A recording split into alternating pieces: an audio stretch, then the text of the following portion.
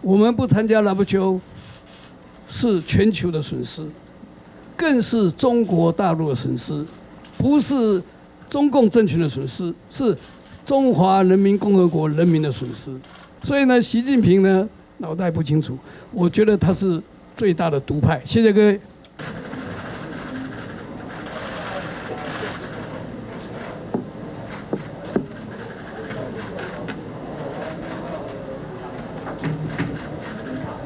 挺台湾加入 WHO， 挺台湾加入 WHO，500万民意够，500万民意够。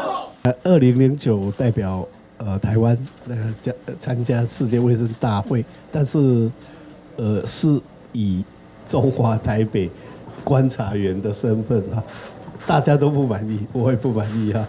那不过有时候要一个折冲啊，我不晓得要怎么冲。那今天这个是等台湾加入 WHO， 当然不一样啊，这是 WHO 不是 WHA， 那也不是没有讲说用什么方式，但是几个原则我认为3个哈。第一个要有意义哈，第二个要有尊严，第3个要跟世界各国公平的能够加入世界卫生组织，我想这样就够了。这3个原则。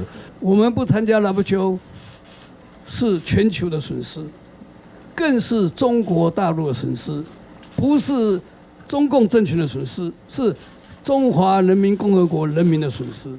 所以我们今天在这里特别呼吁，习近平先生脑袋要清楚一点，他这样坚持下去，还有飞机绕台湾，那我们台湾的越来越多人呢，如果今天做民调的话，95%以上会赞成一边一国。我现在又讲政治，所以呢，习近平呢脑袋不清楚，我觉得他是最大的独派。谢谢各位。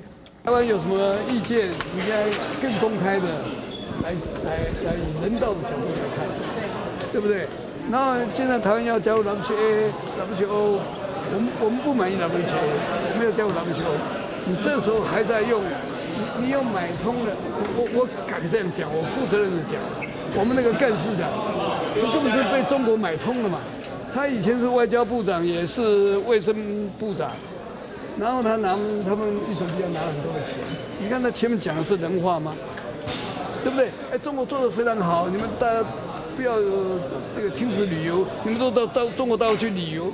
他今天要把这个话再重新讲一遍，他根本是被买通了。所以，因为中国有钱，就把这些几个国际组织都买掉了。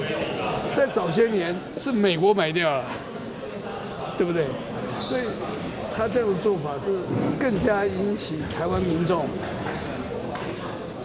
对这个，因为两岸政治体制不同，政治体制不同这是很明确的事实，对不对？